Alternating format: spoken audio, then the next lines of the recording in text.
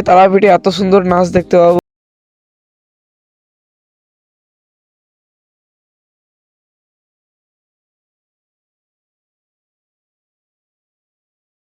Blog তো অনেকদিন থেকে ব্লগ ভিডিও বানাইনি, তো আজকে তারাপীঠ ঘুরতে যাবো, তার জন্য ভালো একটা ব্লগ ভিডিও বানাই। এবং আজকে এমনিতে ঈদ, তো ঈদে অনেক মজা করেছিলাম, তো লাস্ট পর্যন্ত দেখো ভিডিওটা।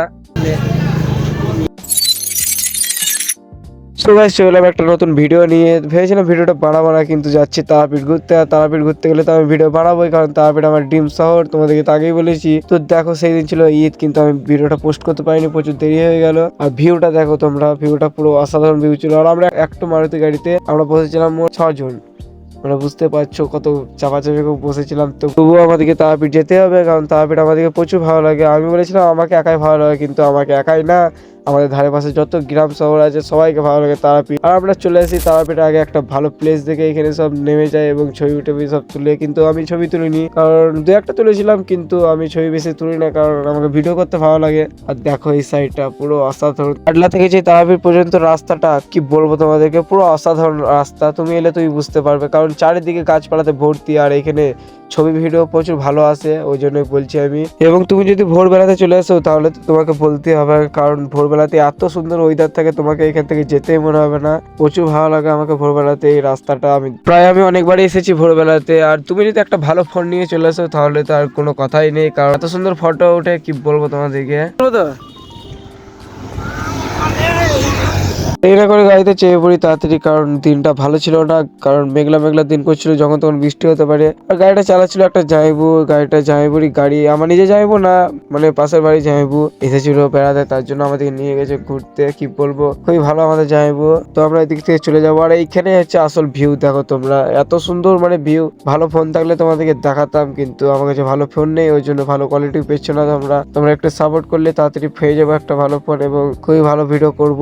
তোমাদেরকে ভালো লাগতেই হবে 3বার বললাম। তো তাড়াতাড়ি ফলোটা করে ফেলো, এবং ইউটিউব থেকে দেখলে সাবস্ক্রাইবটা করে ফেলো, এবং ফেসবুক থেকে দেখলে ফলোটা করে ফেলো তাড়াতাড়ি। আর এইখানে দেখো আমাদের সেই শিব, অলরেডি আমি 2-3টে ভিডিওতে দেখিয়েছি, আবারও দেখিয়ে দিলাম। তো হারার মহাদেব কমেন্টে লিখে যাবে। আর এই সাইডটা দেখো পুরো অসাধারণ লাগছে।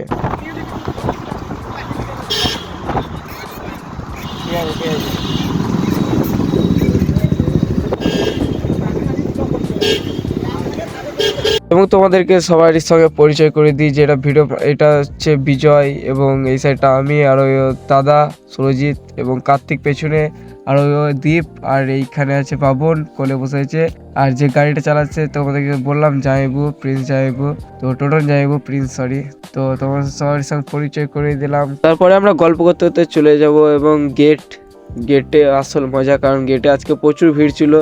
আজকে ঈদের দিনেও প্রচুর ভিড় ছিল, তা বুঝতে পারছো বাঙালির দিনে কত ভিড় হবে, বাঙালি পুজোতে, মানে মুসলিমদের পুজোতে এত ভিড় আমাদের মা তারার গেটের সামনে, তাহলে বুঝতে পারছো। দেখো এখানে দোকানটা মানে থাকেই না, আমি যতবার এসেছি দোকানটা দেখতে পাইনি, আজকেই প্রথম দোকানটা দেখলাম।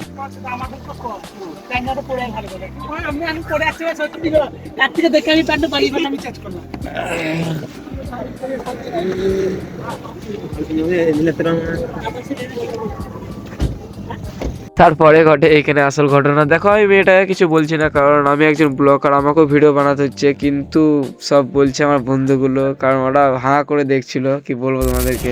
সো গাইস, কত ভিড় দেখো এখানে, ঈদের দিন আজকে, তবুও কত ভিড় দেখো। ঠিক আছে, আমাদের বাঙালির পুজো হলে কত ভিড় হবে বুঝতে পারছো। ঈদের দিন তাও আমাদের এখানে মা তারার কাছে কত ভিড়, বুঝতে পারছো। হ্যাঁ,